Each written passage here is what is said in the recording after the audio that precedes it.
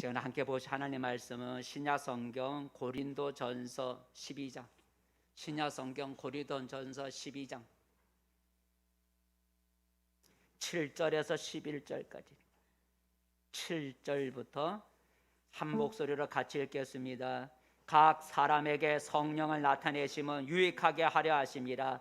어떤 사람에게는 성령으로 말미암아 지혜의 말씀을, 어떤 사람에게는 같은 성령을 따라 지식의 말씀을, 다른 사람에게는 같은 성령으로 믿음을, 어떤 사람에게는 한 성령으로 병 고치는 은사를, 어떤 사람에게는 능력 행함을, 어떤 사람에게는 예언함을, 어떤 사람에게는 영들 분별함을, 다른 사람에게는 각종 방언 말함을, 어떤 사람에게는 방언들 통역함을 주시나니 이 모든 일은 같은 한 성령이 행하사 그의 뜻대로 각 사람에게 나누어 주시는 것이니라. 아멘.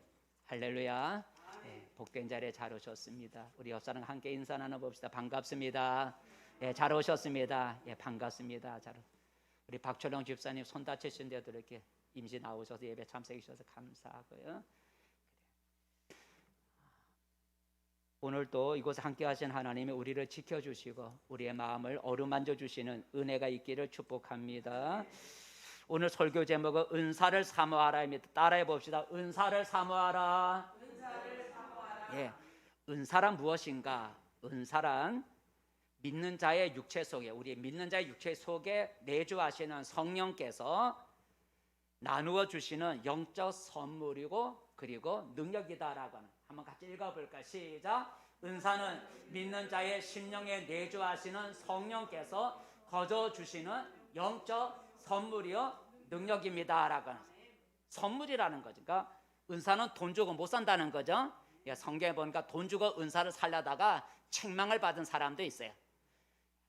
은사는 우리 안에 내주하시는 성령께서 거저 주시는 선물이라는 거죠. 그리고 그 선물은 어떤 선물이냐면 능력이 있다는 거죠. 그죠? 능력이 나오는 선물을 준다는 거예요. 어떤 선물이나 애들이 좋아하는 뭐 과자 같은 이런 게 아니고 능력을 행할 수 있는 그런 선물을 우리에게 거저 주신다는 거죠. 얼마나 좋아요? 한번 11절 읽어볼까요? 은사는 누가 주는가? 우리 안에 내주하는 성령이 거저 준다는 거죠. 11절 말씀 시작. 이 모든 일은 같은 한 성령이 행하사 그의 뜻대로 각 사람에게 나누어 주시는 것이니라. 성령께서 성령의 뜻대로 우리에게 나누어 주신다, 선물로 주신다는 거죠. 그 선물은 능력이라는 거죠. 오늘 우리가 이 고린도 전서를 우리가 읽었는데 고린도 교회, 그러니까 고린도 전서니까 고린도 교회 성도들은 성령의 은사가 충만했다는 거죠. 한번 읽어볼까요? 성령의 은사가 충만했어요. 고린도 교회는 자 5장 1절 시작. 이는 너희가 그 안에서 모든 일 곧 모든 언변과 모든 지식에 풍족함으로 그리스도의 증거가 너희 중에 견고하게 되어 너희가 모든 은사에 부족함이 없이 우리 주 예수 그리스도의 나타나심을 기다립니다. 그랬어요. 7절에 보니까 너희 고린도 교회 성도들을 향해서 너희는 모든 은사에 부족함이 없다는 거죠. 한번 앞에 5절 읽어볼까? 이거 비슷한 말을 다른 말로 하는데 5절 말씀. 이는 너희가 그 안에서 모든 일 곧 모든 언변과 모든 지식, 이것도 은사를 말하는 거죠. 그러니까 고린도 교회 성도들은 은사가 충만했다는 거죠. 성령이 나누어 주시는 영적 능력이, 영적 선물이면서 능력인 은사를 많이 받고 있었다는 거죠. 근데 문제가 뭐냐면 그 일부 성도들이 자기가 받은 은사가 다른 사람 은사보다 더 좋다고 여겨갖고 교회 안에 은사 때문에 또 분쟁이 생긴 거예요. 내가 받은 은사가 다른 사람 받은 은사보다 더 귀하다고, 이래서 성도 간에 서로 경쟁이 있었다는 거죠. 그리고 그 은사를 예배 시간에, 이렇게 예배 시간에 은사를 막 함부로 남용이 돼갖고 예배 질서가 어지럽혀졌다는 거예요. 그래서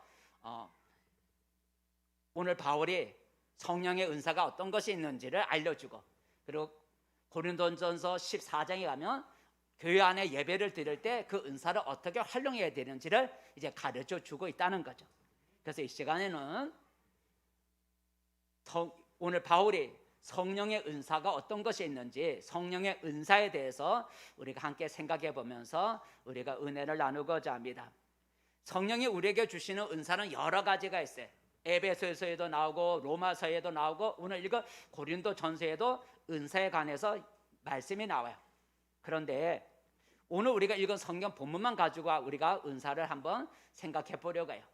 오늘 읽은 성경에 보면 바울은 성령이 주시는, 우리에게 나누어 주시는 은사가 9가지가 있다고 말해주고 있어요. 9가지 은사가 무엇인가? 오늘 본문 9절부터 한번 8절부터 한번 쭉 읽어봐. 8절부터 보니까 지혜의 말씀, 두 번째가 지식의 말씀, 그리고 9절에 넘어가니까 믿음의 말씀, 그리고 9절에 보니까 병 고치는 은사를, 10절에 가니까 능력 행하는 은사를, 그리고 예언하는 은사를, 영을 분별하는 은사를, 방언을 말하는 은사를, 방언을 통역하는 은사를, 이렇게 9가지가 있다는 거죠. 이 9가지 은사를 우리가 쉽게 어떻게 하면 좀 우리가 기억할 수 있을까? 이 9가지 은사를 우리가 좀 더 쉽게 기억하는 방법을 알려드릴게.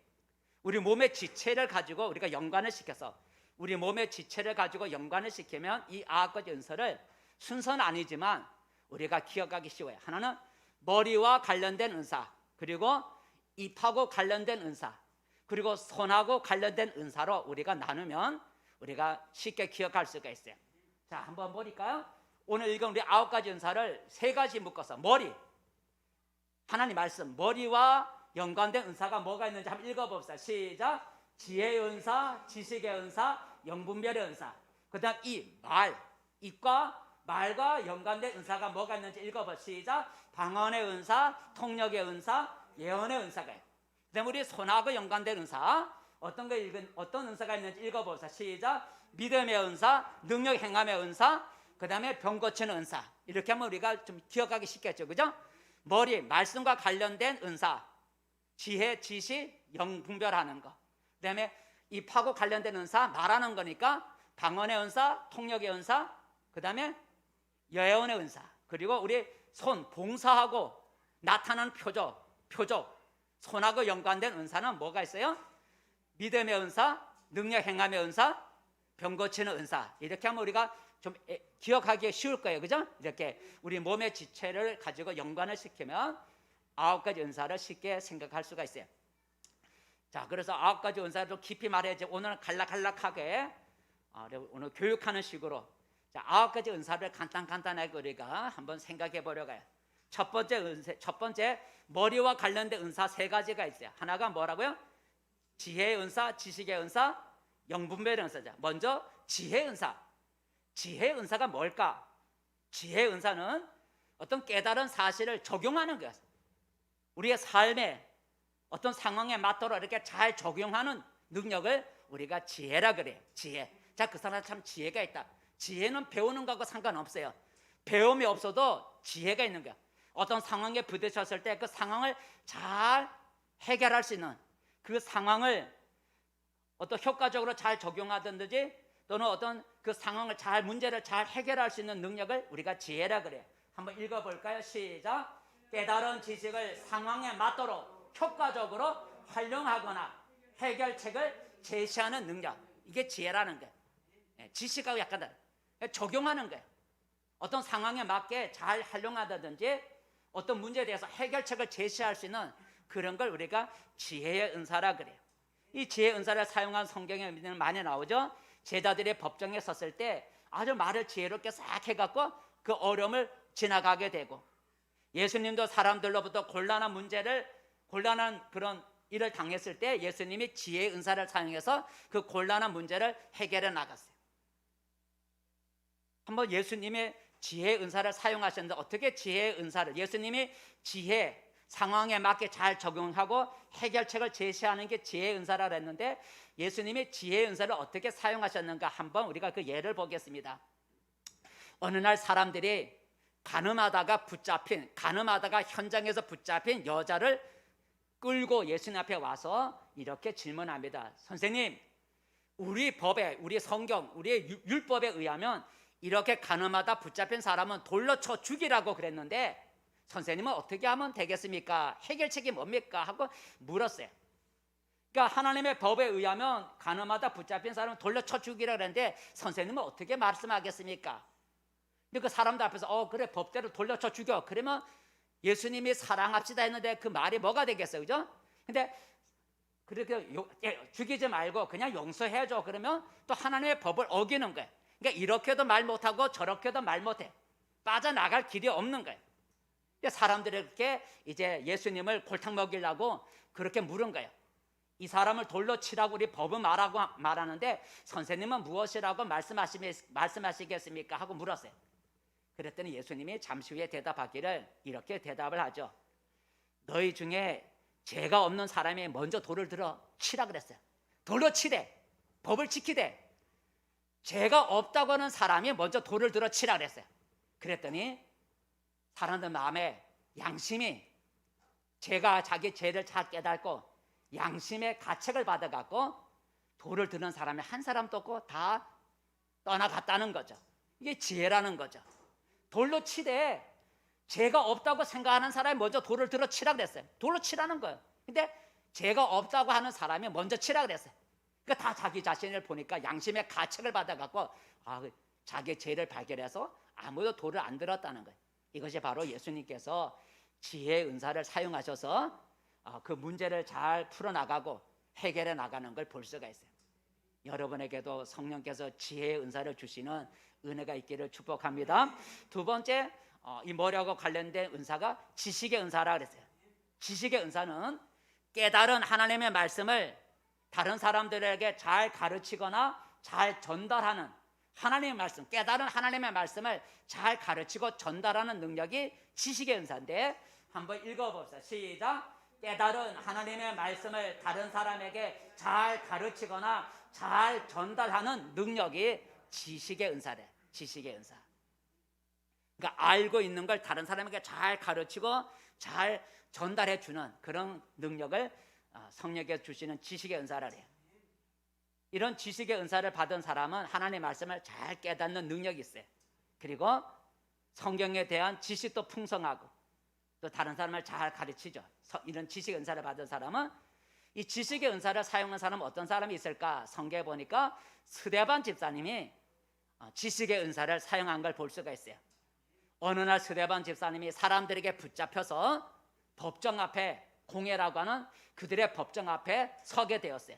그때 스데반 집사님이 두려워하는 게 아니라 그 법정 앞에서 거기 모인 모든 사람들에게 성경의 말씀을 아주 잘 가르치고 잘 전달해 주었어요. 아브라함의 얘기부터 쫙 하면서 아주 길게 그 법정에 모인 사람들에게 하나님의 말씀을 잘 전해 주었어요. 그러니까 사람들의 입이 막혀버렸어. 그 말씀을 잘 전달하는 스데반의 그 말을 듣고 그 스데반을 붙잡은 사람들의 말문이 막혀버렸어. 그래서 그만 듣는 걸 포기하고 돌을 들어서 쳐 죽이고 말했어. 뭐 이길 말로 당할 수가 없으니까 돌을 들어 쳐 죽였어요. 바로 스데반 집사님이 하나님의 말씀을 그들에게 잘 전달하고 잘 얘기하는, 그래서 그들 하여금 그 말에 반박하지 못하도록 말씀을 잘 전달하는 능력을 가진 것을 볼 수가 있어요. 성령께서 여러분에게도 지식의 은사를 주셔서 여러분 하나님의 말씀을 읽을 때나 들을 때나 잘 깨달아서, 그래서 여러분이 깨달은 그 하나님의 말씀을 다른 사람들에게 잘 가르치고 잘 전달할 수 있는 그런 능력이 있기를 바라겠습니다.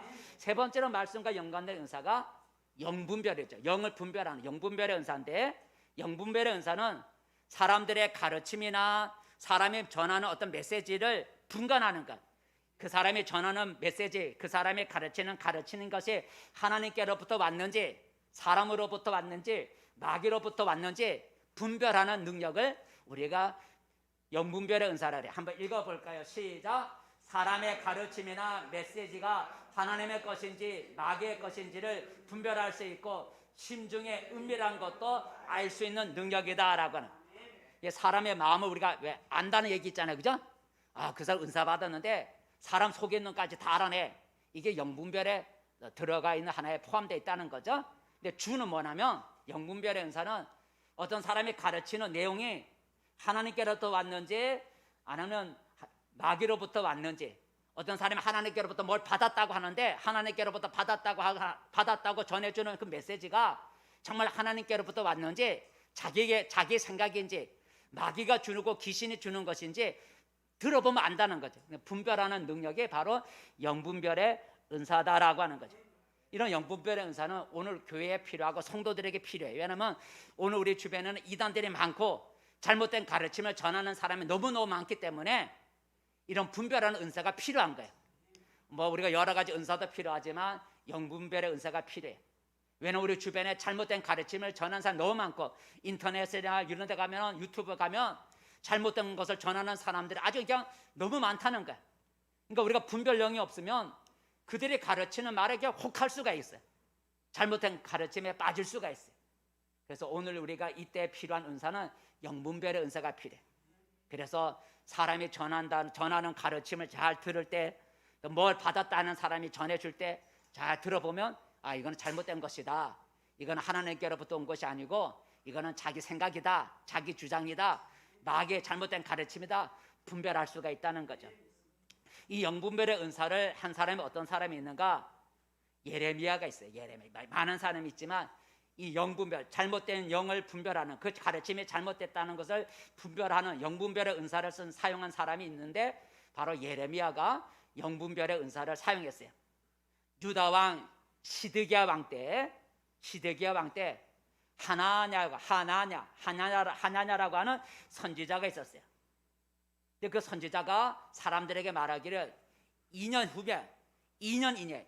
이내에 하나님께서 바벨론으로부터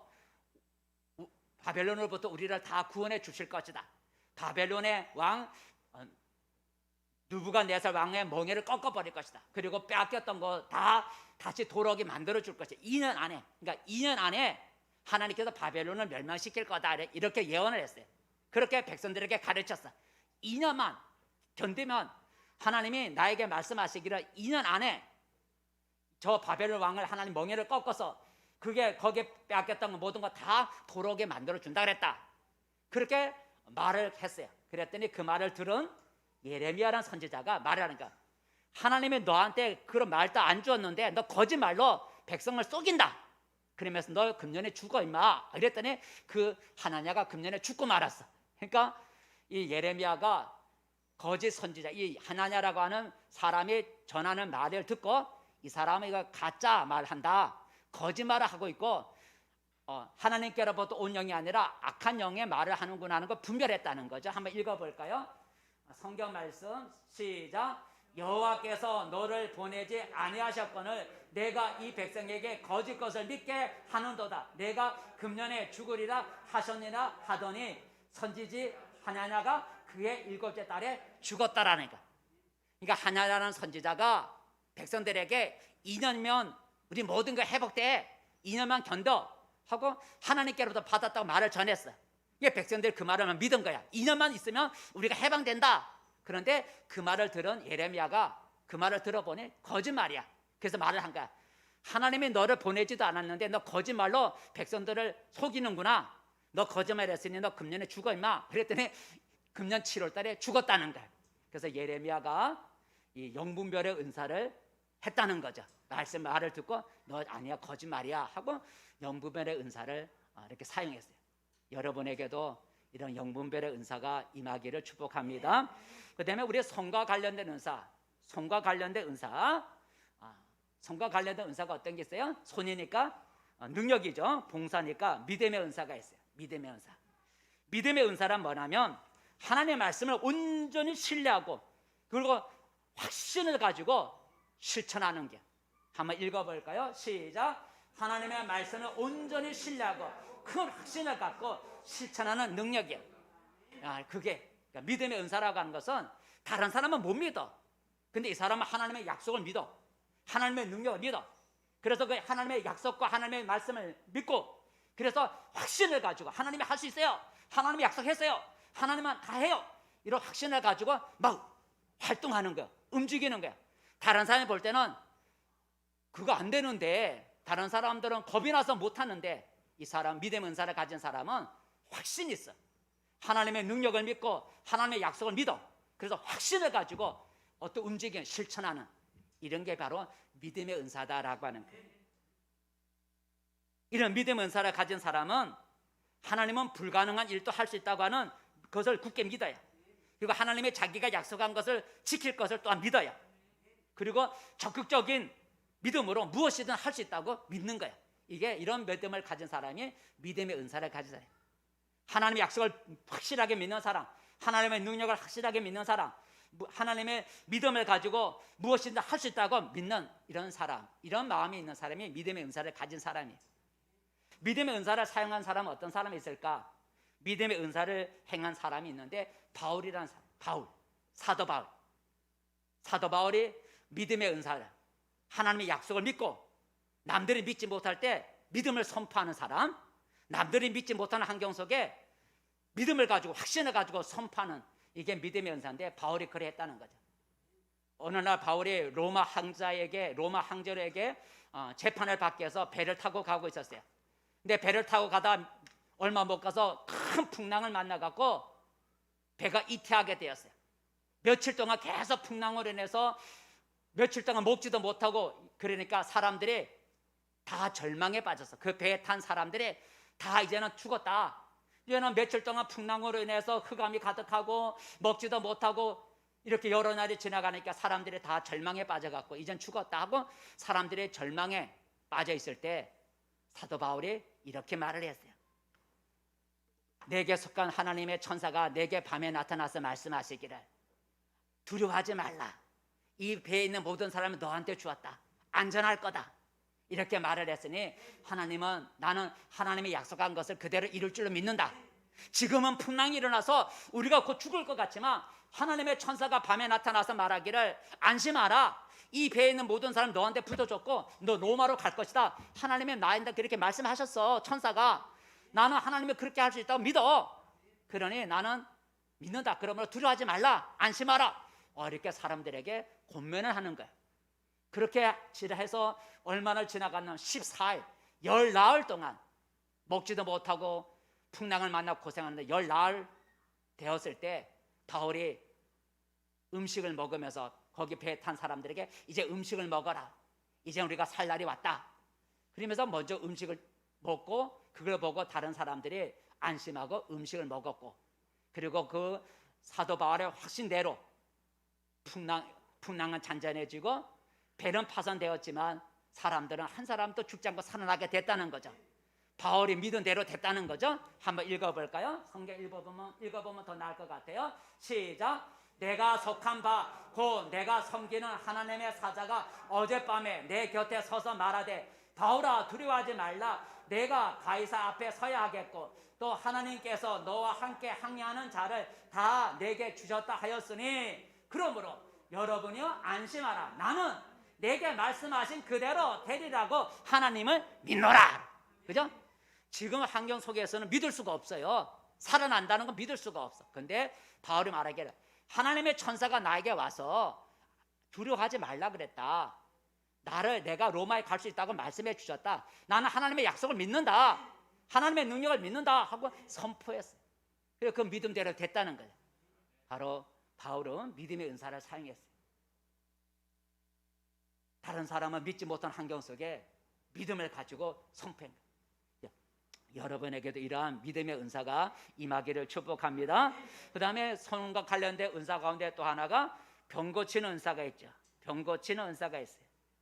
병 고치는 은사는 인위적인 수단, 그 약이나 수술 같은 인위적인 수단이 아니라 선포, 말로 선포, 그리고 안수를 통해서 병을 고치거나 건강을 회복시켜 주시는 능력이 바로 병 고치는 능력이에요. 수술 없이 약의 도움 없이 그냥 말로 선포함으로 또 머리에 손을 얹고 또 아픈 부위에 손을 얹고 기도해줘서 낫는 이런 능력이 바로 병 고치는 은사예요. 한번 읽어볼까요? 시작. 인위적인 수단, 약, 수술 없이 사람들의 질병을 고치거나 건강을 회복시켜주는 능력이 병 고침의 은사라는 거예요. 근데 병 고치는 은사를 받았다고 해서 모든 사람 병을 다 고치는 거 아니에요. 하나님이 원하실 때만 병 고침이 일어나는 거예요. 그죠? 예. 병 고치는 은사를 받았다고 해서 아무나 가서 막 두드리면 다 낫는 게 아니에요. 하나님께서 그 사람, 어떤 사람을 고쳐주기를 원하실 때 가서 기도해주면 낫는다는 것이지, 병 고칠 은사를 받았다고 해서 아무나 가서 등 두드린다고 다 낫는 것 아니고, 하나님이 치료해 주기를 원하는 사람에게 가서 손을 얹을 때 병자가 낫는 게 병 고치는 은사예요. 이런 병 고치는 은사를 행한 사람이 누가 있을까? 성경에 많이 있지만 베드로를 볼 수가 있어요. 베드로가 병을 고치는 은사를 행했어요. 어느 날 베드로가 하나님의 성전에 기도하러 하나님의 성전에 올라갔어요. 근데 성전 저 마당 입구에 누가 있었냐면 40년 동안 걸어보지 못한 안진뱅이가 성전 안에 들어가는 사람에게 구걸하기 위해서 한 분 줍쇼 하고 구걸하기 위해서 앉아 있었어요. 그때 베드로가 이제 성전 안으로 들어가려고 하니까 들어가려고 할 때 그 안진뱅이가 구걸하는 안진뱅이가 있는 걸 보고 그 안진뱅이를 향해서 우리를 쳐다봐라, 나를 쳐다봐라 그랬어요. 그랬더니 그 40여세나 된 그 안진뱅이가 뭔가 얻을 수 있을까 해서 베드로를 쳐다봤어요. 그랬더니 베드로가 자기를 쳐다보는 안진뱅이, 요즘 안진뱅이 하면 이런 게 큰일 나죠, 그죠? 다리를 못 쓰는 그런 사람인데, 쉽게 말하면 안진뱅이에게 이렇게 말했어요. 내가 너에게 줄 돈은 없지만 내게 있는 것은 너한테 주노니 예수의 이름으로 일어나 걸어라 하고 선포하고 잡아 일으키니까 40년 동안 걷지 못했던, 일어나 보지 못했던 안진뱅이가 그 자리에서 발과 발목에 힘을 얻어가고 걷기도 하고 뛰기도 하면서 함께 성전에 들어갔다고 말해주고 있어요. 한번 이거는 여기 적지 않아서 다 적기 뭐 해서, 여러분 베드로가 그 40여세 된 안진뱅이를 약으로 고쳤나요? 수술로 고쳤나요? 아니죠, 그죠? 선포함으로써 내가 너에게 줄 돈은 없지만 내가 가진 것은 너한테 주노니 그 나사렛 예수의 이름으로 일어나 걸어라 하고 선포를 하니까, 그리고 잡아 일으키니까 그 안진뱅이가 그냥 그 자리에서 발과 발목에 힘을 얻어서 걷기도 하고 뛰기도 하면서 구걸하는 게 아니라 성전에 같이 들어가 하나님을 찬양했다 그랬어요. 베드로는 병을 고치는 능력이 있었죠.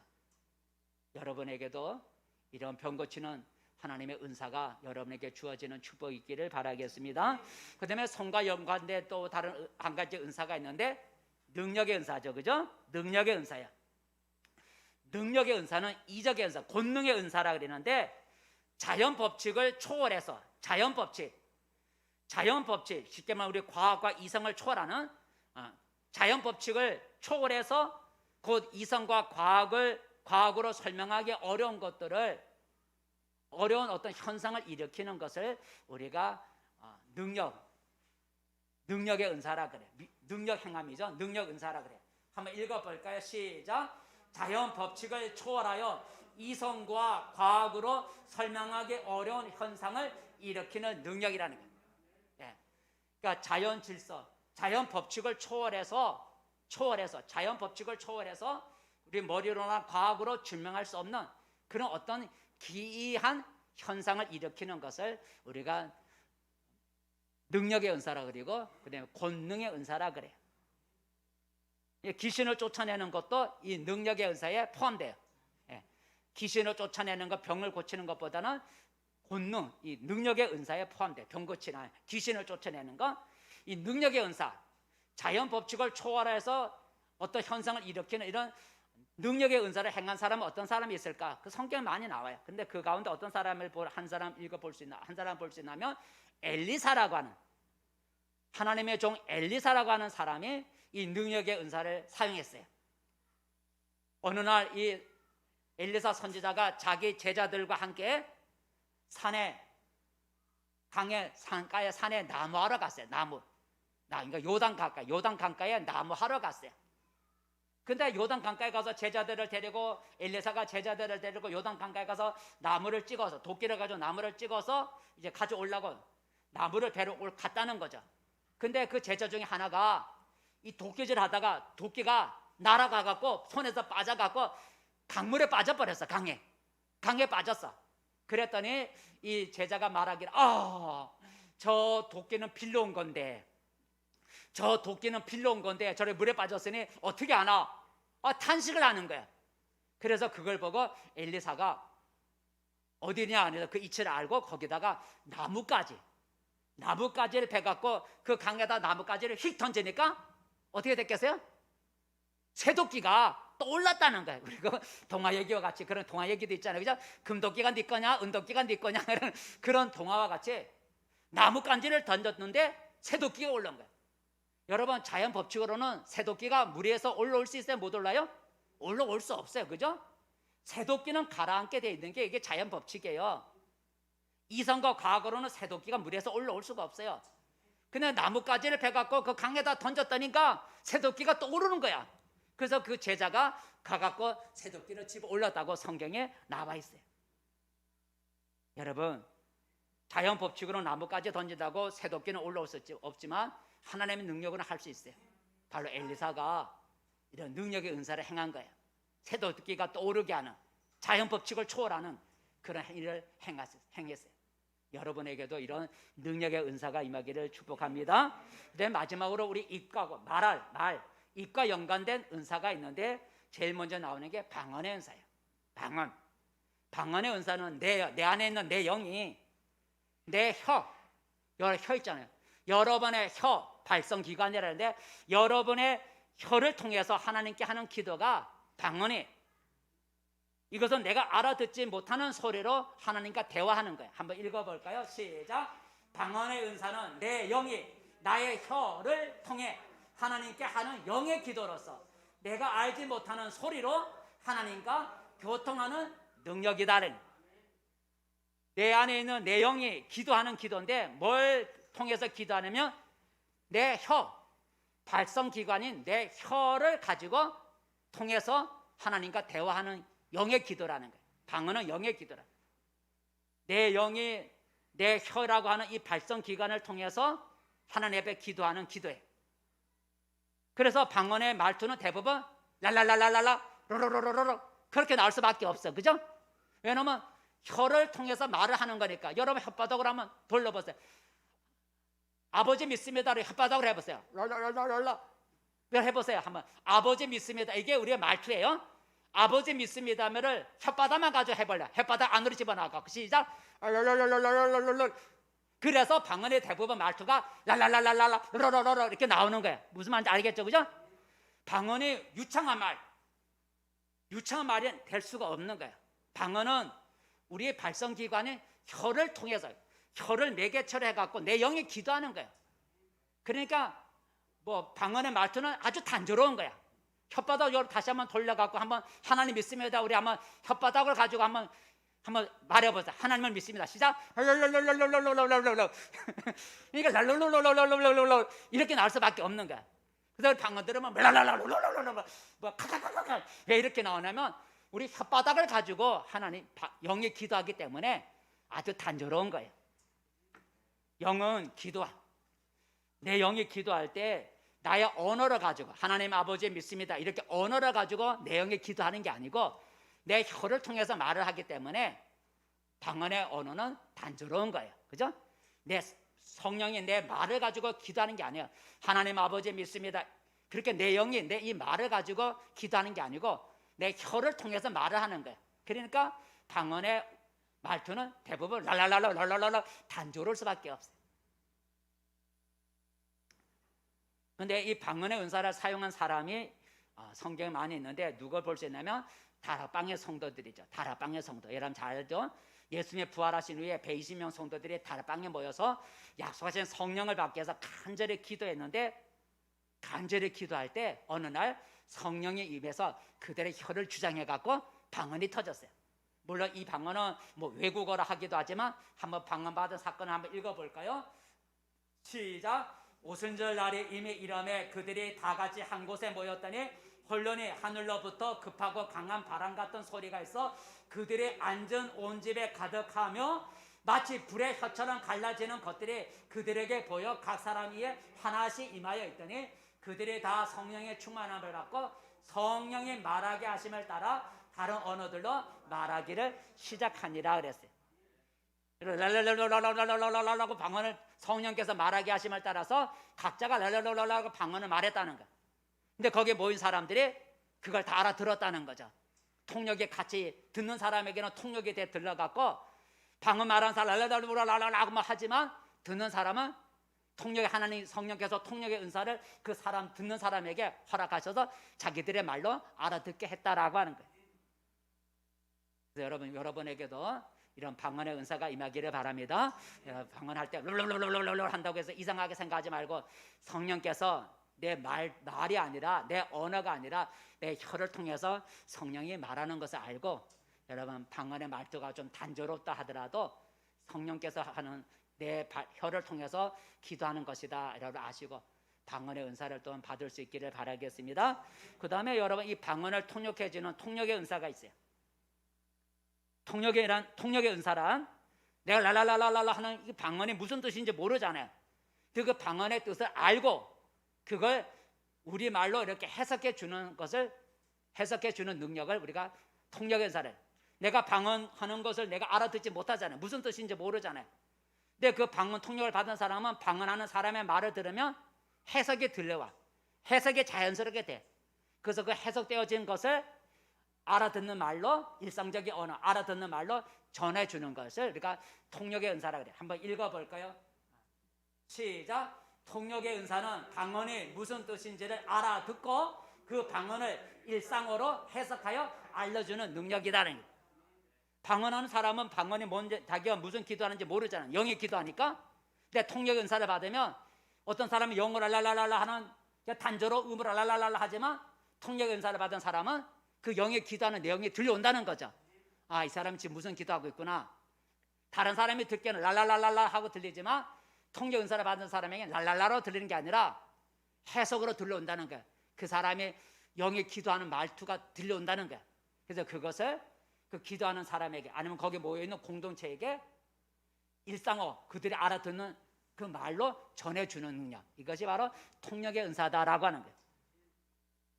이 통역의 은사를 받으면 그 방언을 들을 때 마음속에 그 통역의 그 말의 해석이 들려온다는 거죠. 아, 저 사람이 지금 랄랄랄라 하지만 그 랄랄라 속에 영이 어떤 기도하는지 그 기도의 내용이 마음속에 싹 들어온다는 거예요. 그럼 그걸 전해주는 게 통역의 은사라는 거죠. 이 통역의 은사를 사용한 사람은 어떤 사람이 있을까? 약간 좀 차원은 다르지만 다니엘이 있어요. 다니엘이 이 통역의 은사를 사용했어요. 내용은 이래요.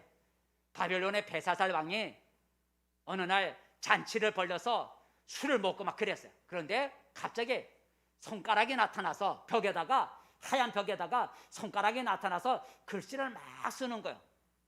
근데 그 글씨는 아무도 알지 못하는 글씨를 손가락이 나타나 글씨를 쓰는데 그 글씨는 아무도 모르는 글씨였어요. 그러니까 그 손가락을 보고 벨사살 왕이 무릎에 막 떨려서 두려움에 사로잡혀서, 근데 아무도 그 글자를 해석할 수가 없어. 알지 못하는 글자니까. 그때 다니엘이라는 하나님의 종이 그곳에 들어가서 그 벽에 쓰여진 글자를 딱 보는 순간에 그 글자가 싹 마음에 들어오는 거야.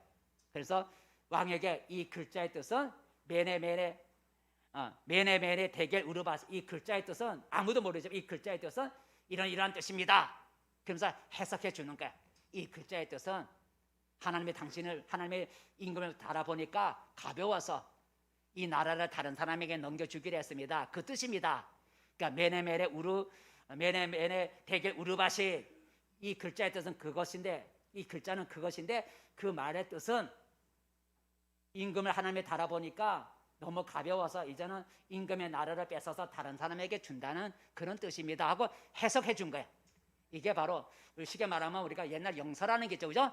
방언을 받으면 랄랄랄 하는 걸 이 손가락에다 주고 랄랄랄 하면 이게 손이 움직여서 글씨를 써. 그 통역 은사를 받은 사람이 내가 손가락을 움직여 쓴 글자를 보고 또 해석해 주는, 그게 진짜인지 가짜인지 모르지만 해석해 주는 사람 옛날에 많이 있었어요, 그죠? 저도 해봤어요. 랄랄랄랄 막 써. 그러면 그걸 노트에 써. 그러면 또 그걸 보고 또 해석해 주는 또 젊은 청년이 있었어. 근데 그게 뭐 맞는지 안 맞는지 모르겠지만 바로 그거예요. 글자가 쓰여진 것을 보고 아무도 몰랐지만 다니엘이 그 글자를 딱 보는 순간에 글자 해석이 마음에 들어온 거야. 그리고 그 글자에 대한 해석에 마음에 들어온 걸 일상어로 임금이 알아들을 수 있는 언어로 알려줬다는 거죠. 그러니까 다니엘은 영서죠, 그죠? 방언이라기보다 방언을 통해 쓴 영어로 쓴 글자, 영서를 통역해 준 것을 우리가 볼 수가 있어요. 마지막으로 은사 가운데 이과 관련된 은사 가운데 하나가 예언의 은사. 예언의 은사. 예언의 은사는 하나님의 메시지, 하나님께로부터 메시지를 받아서 개인에게나 교회에게 전달해 주는 그런 능력이라 그러는데 한번 읽어볼까요? 아홉 번째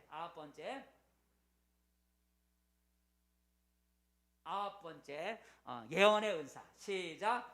예언의 은사는 하나님의 메시지를 받아 개인이나 교회에 전달하는 것으로서 종종 미래의 규령을 예고하는 능력입니다. 그래서 예언의 은사 말하면 사람의 뭐 속에 있거든 안다 그러잖아요, 그죠? 예언의 은사는 미래에 되어질 일을 알려주기도 해요. 하나에 포함되는 것이고 하나님께 메시지를 받아서 사람들에게 교회에 전해주는 능력을 하나님께로부터 메시지를 받는 사람이에요. 예언의 은사는 하나님께로부터 뭔가 메시지를 받는 사람이 바로 예언의 은사예요. 이 예언의 은사를 사용한 사람은 어떤 사람이 있을까? 사무엘이 있어요. 사무엘. 어느 날 사무엘이 사울에게 기름을 부은 후에 그 사울에게 오늘 너가 가면서 세 가지 일을 너가 만날 것이야. 무덤가에서 두 사람을 만날 것이고 어떤 상수리 나무에 이르게 되면 세 사람을 만날 것이고 그리고 하나님의 산에 올라가면 예언하면서 내려오는 선지자 무리들을 만날 것이다. 그 아무도 알 수 없잖아, 그죠? 사울에게 기름을 붓고 사울에게 말하기를 오늘 너에게 세 가지 징조가 일어날 거다. 너 가다가 무덤 곁에서 두 사람을 만날 것이고 그다음에 어떤 상수리 나무에 상수리 나무가에 가게 되면 그 상수리 나무가에서 세 사람 베델로 올라가는 세 사람을 만날 것이고 그리고 거기서 너 더 올라가서 하나님의 집에 하나님의 산에 이르게 되면 예언을 하면서 내려오는 사람을 만날 것이다. 근데 그날 다 이루어졌다는 거죠. 그날 다 이루어졌어요. 사무엘이 예언은 하나님의 메시지를 받아서 이런 일이 세 가지 있을 것을 알려줬는데 그대로 됐다는 거죠. 여러분, 성령께서 우리에게 은사를 주시는 목적은 우리 개인에게 유익을 주고 교회를 성장하도록 위해서 우리에게 은사를 주셔요. 시간 관계로 여러분 우리가 정리하도록 하겠습니다. 이 시간 우리는 성령의 은사에 대해서 우리가 생각해 보았습니다. 은사는 내 안에 내주하시는 성령께서 그의 뜻대로 나누어 주시는 영적인 선물이고 능력이라는 거죠. 능력을 주신다는 거예요. 성령이 우리에게 주신 은사는 어떤 것이 있다고요? 오늘 말씀에 9가지가 있다 그랬어요. 머리에 관련된 은사가 뭐가 있다고요? 지혜의 은사, 지식의 은사, 영분별의 은사. 성과 관련된 은사가 뭐가 있다고요? 믿음의 은사, 능력을 행하는 은사, 병 고치는 은사가 있어요. 이과 관련된 은사가 뭐가 있다고 그랬어요? 방언의 은사, 통역의 은사, 그다음에 예언의 은사가 있다 그랬어요. 이 은사를 주시는 목적은 개인에게 유익을 주고 교회 공동체에 유익을 주기 위해서 은사를 주셔요. 그러므로 우리는 은사를 받도록 사모해야 돼요. 내 개인의 유익을 위해서 주는 것이고 우리 교회 공동체의 유익을 위해서 성도들에게 은사를 나눠준다는 거예요. 그러니까 내가 은사를 받음으로 내 자신에게 유익이 있고 우리 교회에 유익이 있다는 거예요. 그러니까 나의 자신에게도 유익이 있고 우리 교회 공동체도 유익이 있다면 은사를 받아야 되겠죠. 그러므로 여러분 은사를 두려워하거나 배척하지 말고 은사를 소중하게 여기고 또 내 받은 은사가 중요한 것만 아니라 다른 사람의 은사도 중요하다는 걸 여러분 우리가 생각하면서 여러분 은사 받아서 그 은사를 잘 사용해서 여러분의 신앙도 은사를 통해서 깊어지고 여러분의 은사를 사용하면서 교회가 더 부흥할 수 있기를 바라겠습니다. 여러분 따라해 봅시다. 성령이여 은사를 나누어 주옵소서. 그래서 여러분 이번 한 달 동안 여러분 계속해서 성령이여 나에게 은사를 나눠 주셔서 내 개인에게 유익함이 있고 우리 교회 공동체에 유익함이 있을 수 있도록 그 은사를 통해서 하나님을 더 잘 섬길 수 있도록 나에게 성령이여 나에게 은사를 나누어 주시옵소서. 기도해서 성령의 은사를 받는 우리 성도들 되시기를 축복합니다. 기도하겠습니다. 은혜로우신 아버지 하나님, 성령 강림절을 맞이해서 한 달 동안 우리가 성령을 사모하는 그런 시간을 갖습니다. 성령 받기 위해서 기도하게 하시되 이 시간에는 성령께서 그의 뜻대로 우리들에게 선물인 또 능력인 은사를 나눠주신다 하셨습니다. 어떤 은사가 있는지 9가지를 우리 머리와 입과 손과 연관시켜서 우리가 은사를 생각해 보았습니다. 우리 성도들에게 은사를 사모할 수 있는 마음을 주시고 성령께서 값없이 우리 성도들에게 은사를 주셔서 은사를 통해서 성도들 개인의 신앙이 더 깊어지게 하시고 우리 성도들이 각자 은사를 사용함으로써 교회가 더 은사를 통해서 더 부흥할 수 있게 도와주시옵소서. 예수님의 이름으로 기도드립니다.